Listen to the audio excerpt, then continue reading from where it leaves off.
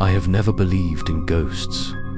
All the stories told on rainy nights, the rumors in the small neighborhood, or the yellowed diary entries found in old drawers, to me, were just ghost stories made up to scare children. But that night, when the clock on the table struck midnight, my worldview collapsed in an instant.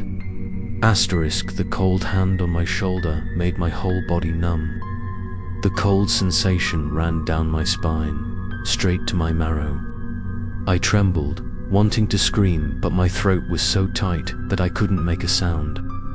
The hand tightened, the long fingers digging deep like claws through the fabric of my shirt, leaving painful marks on my skin. I closed my eyes tightly, my heart beating wildly, afraid that if I opened my eyes, I would completely lose myself in the thick darkness.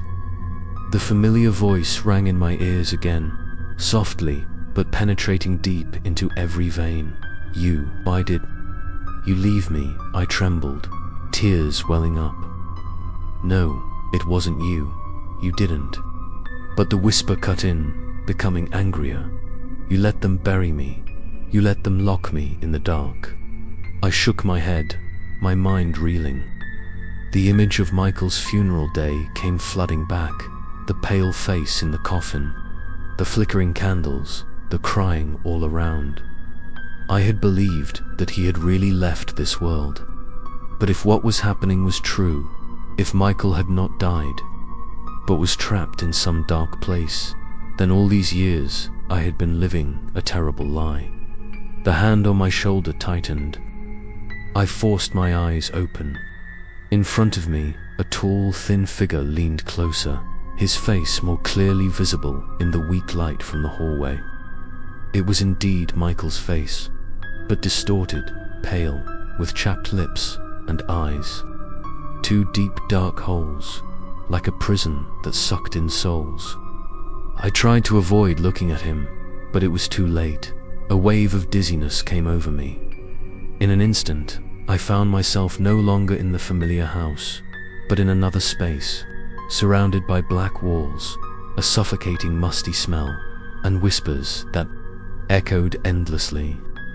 In the darkness, there were hundreds of wooden boxes, exactly like the mailbox I was holding, stacked up to the ceiling. All of them were shaking, emitting light knocking sounds, as if something was being imprisoned inside. I ran to the nearest box in a panic and opened it. Inside were not letters, but broken pieces of mirror, reflecting my face with a distorted smile. I screamed, throwing it away, but all the boxes around me simultaneously opened. The mirror pieces flew everywhere, reflecting countless faces exactly like Michael, all laughing horribly. The laughter combined into a distorted chord, echoing loudly. I fell to my knees, holding my head. In the midst of the chaos, a figure stepped out from the mirrors. It was Michael, or at least something with his face. He approached, held out his hand, his voice echoing throughout the space. "If you truly love me, give me a place in your body. Let me live again." I was horrified, shouting, "No, you are not Michael." At that moment, all the laughter stopped. The space fell into a deadly silence. The figure stopped, his face slowly wrinkled, his eyes flashing a red light like burning coals.